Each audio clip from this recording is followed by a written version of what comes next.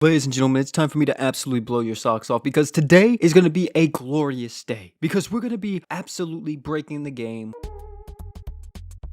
with one unit that can make any attacker OP.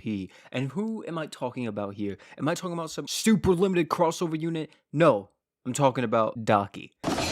Which I know for a lot of people, this is surprising. They never even seen this unit in action. They don't know the power of the Winged Emperor Daki. Daki has been one of my most wanted units ever since he came out, pretty much, or about like a few months after he came out. I was like, dang, I really want this unit. If you look at him on the surface, you may be like, oh my god, he's not anything crazy, because he just has a skill CT down, which is extremely high, by the way, 120%. This man can be used in aces if you really want to use him in it. But the main thing you use him for is that juicy True Art, which is ignoring enemies' defense by 100%, and light and dark units damage get increased by 60%, which is just extremely good. It causes a lot of synergies to happen. One that we're actually going to be showing you in this video is Shuri. Now, real quick before we get into the gameplay, I do want to say that his arts buff, not his true arts buff, but his arts buff actually will not give you skill CT until the end of this animation, and this animation is a little bit lengthy. Just make sure you're not doing that whenever it's a stage transition, or else you probably won't get the buff. Trust me, I do it a lot on Mako. This is the team we're actually going to be using him with first. The whole entire point of this team is going to be to buff Juno like crazy. We're going to be letting her ignore enemies' defenses. We're going to be giving her skill CT. We're going to be giving her tons of healing, tons of support, and it should be perfectly fine. I would actually go up against the new Crest Palace, but you just have to poison that Crest Palace, and then like it insta-dies, so it's not really like too difficult. Temple of Heavenly Light isn't like too insane either, but at least the boss has like iframes and stuff, so the boss just won't instantly die. I didn't even know this, but I actually made a mono light team without trying to make a mono light team. Okay, we finally made it to the boss room. Look at all the buffs we got. It's insane. But we're going to be popping Mako's True Art here just to make sure that it stays, and then once we get into this fight, we're just going to go absolutely brazy, and we're going to be popping Daki's True Art followed by Juno's True Art. Now, Daki's True Art buff does apply instantly, and look at the damage by itself. Now, thing is about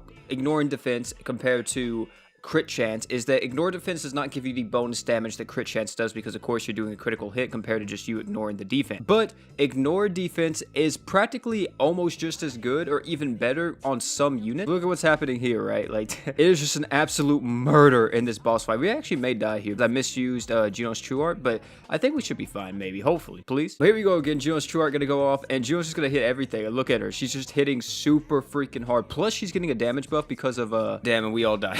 But I think we kill still. Yeah, we still kill. Oh my, that's tough though. Sorry I didn't finish my sentence there, but what I was saying was Juno was still getting a huge damage buff from Daki. Of course, if you're comparing ignore defense to crit chance all the time though, no matter what, crit chance is always going to beat it just because it has the critical multiplier plus the crit damage bonus. But for some units and just for some comps, you may just want more versatility in the 100% defense ignore, because let me tell you, there's never been a boss fight that came out that's 100% defense ignore resistant, unless it's like a very specific thing where you have to crit the boss. So the next unit that we're going to be using with Daki is going to be Shuri, a fan favorite of mine. I haven't actually used Shuri in a video since I think her initial release. I still love using this girl though. She's still one of my favorite units in the entire game. And the team we're actually going to be using with this one is going to be a little bit different just because I don't want Shuri to die because of how Shuri's hit works. So we're going to actually be probably bringing Sistina here just to make sure that, you know, nothing bad happens to her. And Shuri with Daki is like a match made in heaven, because Shuri is a unit that you may not want to have 100% crit chance with, depending on like certain team comps and everything. You just may not want to run her alongside Vox, because I'm like that. I don't really want to run Shuri alongside Vox, even though they work really well together, because I feel like I would like more utility on the team. So with Daki, he does bring me that because he has that heal slot, he has that support slot, and overall it's just really good. Also, I haven't even talked about Daki's True Weapon. I did actually pick this up from the True Weapon ticket because I knew I was going to select Daki from the unit of choice ticket. And Daki's True Weapon isn't anything too crazy. It does give him a damage buff though, because of magic damage 30% up, which is very beefy. And then he also gets accuracy rate 20% up and evasion. I did not bring Deus Jade, which I may have wanted to do that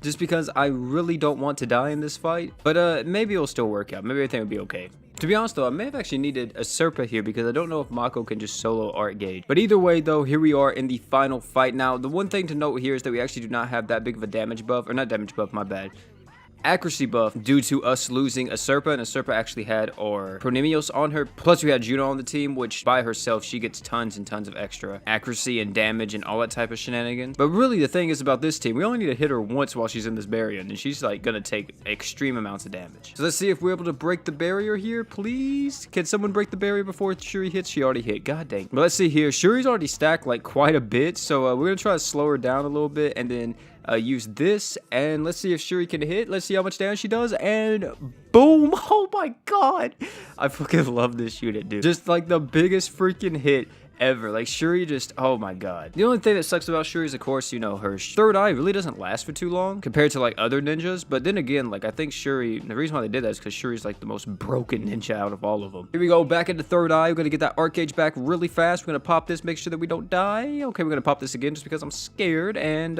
we should have enough defensive mitigation to survive this. Yeah, Shuri's just fucking tanking everything. And come on, break the barrier, break the barrier. Oh my god, we're not breaking the barrier. This actually should be broken now, I think.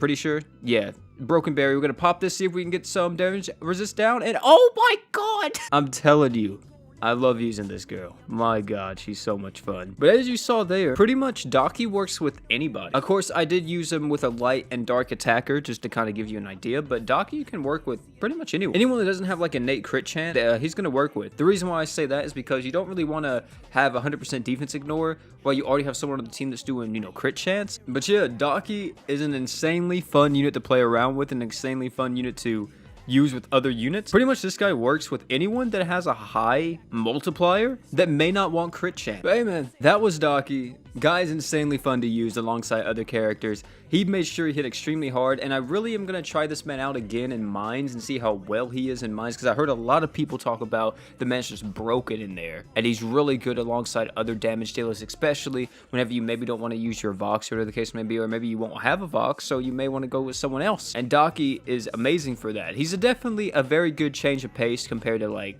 always having 100% crit chance, because like I said, 100% defense ignore, it's really freaking good, especially on units with extremely high multipliers. Thank you all for coming out again. It's been your boy OP. Don't forget to like, comment, subscribe for more. We're probably gonna be live streaming sometimes this week, probably on Monday or Tuesday, depends on how I feel. Just stay tuned to the channel, and you know, I'll give you guys an update on my community tab, and also in my Discord I'll give you guys but guys, thank you all for coming out again. It's been your boy OP. Don't forget to like, comment, subscribe for more, and last but not least, man, don't forget to drink water.